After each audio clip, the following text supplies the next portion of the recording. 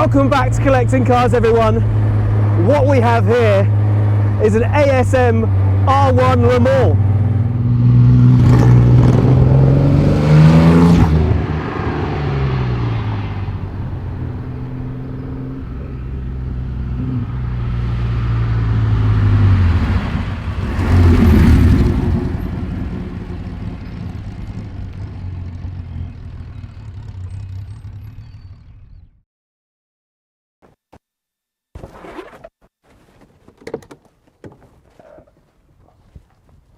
Right, let's get down to business. This is not a DBR1 and it's certainly not a kit car. It's a proper tribute to the Le Mans winning DBR1 built by AS Motorsport. Just 20 examples of the ASM R1 have been completed to date. This car was hand built for the owner in 2010, having been driven some 4,000 kilometres per year. DBR1s, the car on which this ASM R1 is based, were built in 1956 and were intended for the World Sports Car Championship. But it was an outright victory at the 1959 24 Hours of Le Mans that the DBR1 is most famous. Roy Salvadori and Carroll Shelby driving the cars home for a 1-2 victory. A heroic effort notwithstanding the fact that Shelby was suffering from dysentery and Salvadori was getting over the flu. The list of other notable drivers that raced DBR1s in period is staggering. Jim Clark, David Brown, Jack Brabham and Sir Stirling Moss. Quite simply, the best of the best. It's no wonder these cars stir such emotion. Only 5 DBR1s and a pair of DBR2s were ever constructed. So thanks to AS Motorsport, who were able to recreate the glory of these cars with the production of the highly detailed ASM R1 Le Mans. Icon is an overused word, but when you get up close to something like this, it is just staggering to look at. And this really can say that it's an icon with all of its motorsport pedigree. And you'll be hard pushed to find a more faithful tribute to such an icon of motorsport history. It manages to be both beautiful and brutish at the same time, and believe you me, it is a brute. The livery of the green and the yellow also makes you so proud to be British, and there's no badge that stirs more emotion, particularly when you think of Le Mans, than Aston Martin. The car's got this beautifully low slung, low profile to it, and this one is actually a glass reinforced body. It's running on 16-inch cross-ply wire wheels, and you've got disc brakes front and back, which I'm very thankful for. And then we've got this massive side vent, which Aston Martin have become so recognisable for. Everywhere you look, there are little nods to racing history. We've got the Mille Miglia badge just down here, the number 7 on the door panel, and then we've got these lovely vintage Castrol decals at the back of the car. The front suspension uses an unequal length double wishbone system that has a forged steel upright to it. The rear suspension is a familiar format to that used on the original car and consists of a D-Dion tube axle that's located by 4 trailing arms and a lateral Watts linkage. So under here, where you'd normally have a boot, this is where your fuel tank is. So fuel filler cap down here, tank sits nicely at the back, giving you that extra weight to counterbalance that big 4.2 litre Jaguar engine at the front.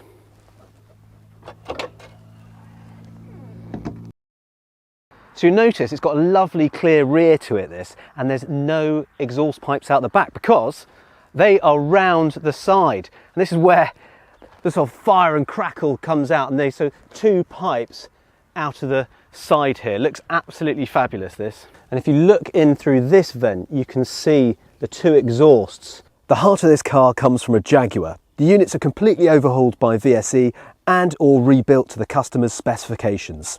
This particular car runs on a 4.2 litre Jaguar Straight 6 Club Sport spec. Even just getting in the car feels a bit of an event, actually. Right, so again, no door handles, just these wires on the side here. Move my water bottle out the way. Foot goes straight in, hand on the buttress, and then we sort of squirrel our way down into the seat, and there we are. Now the pedals in this car feel quite far down, but that's only because when this car's made, it's made to the spec of the customer, so it's exactly the right driving position for you. Immediately you're welcomed by this beautiful and tactile wooden steering wheel. It's got these lovely rivets behind it to grip on if you're not wearing driving gloves. then we've got these gorgeous Smith gauges, and actually the rev counter just looks like the numbers have been painted on, but they stand out so beautifully. So the speedometer is down to your left, fuel and tyre pressure, and then we've got the massive red counter, the all-important rev counter in front of you, and water and oil to your right. Ignition switch over to your right, along with the horn, and then we've got this lovely handbrake handle down by your left knee, and then the lovely gated shifter for the 5-speed manual. Then we've got some emergency cutout switches down here and a fire toggle in case you get into a bit of a sticky situation on track perhaps. But a nice snug cockpit, very comfortable bucket seats, and these classic Sarbelt harnesses. And a fabulous view over the front haunches. Right, nicely strapped in. Startup is ever so simple. You just turn the key, foot on the clutch because we're in first, and then just give it a little blip on the throttle to blast that fuel through the fuel lines.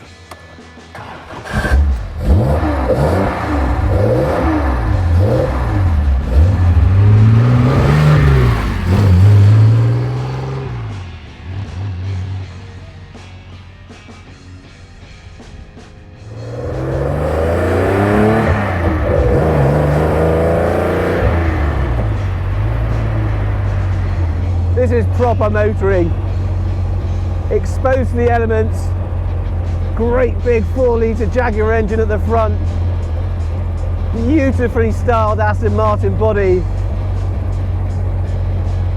and the sun shining.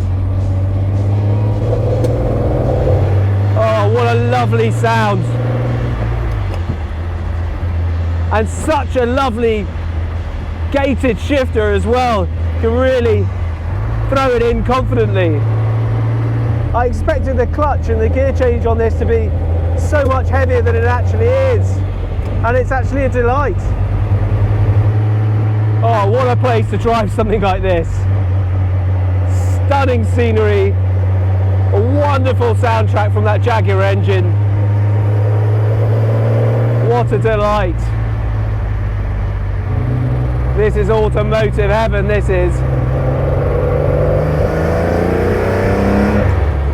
It's so involving, this.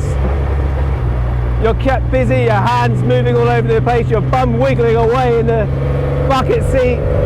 It's a party for all the senses, this.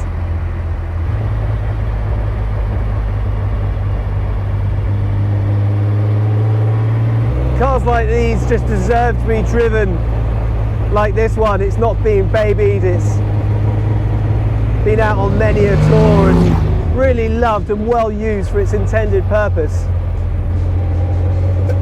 And that is putting a massive smile on your face. The present owner has had this car for some time and has taken it to pretty much all the historic events you can think of.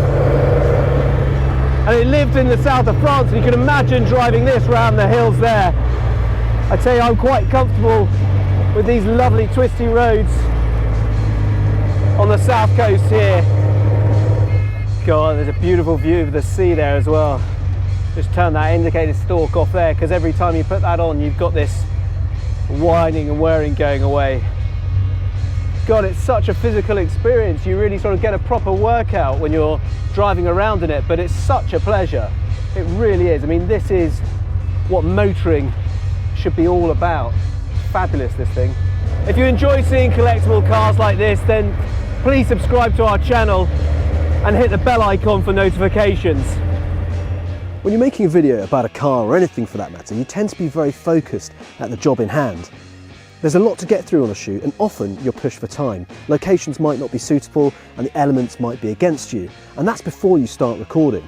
All that means is that sometimes you get to the end of the day and you haven't really taken a step back to connect with the car. And then there are days like this when the torrid run of weather ends and it all comes together to allow you to drive something as special as this ASM R1. What a jammy git I am.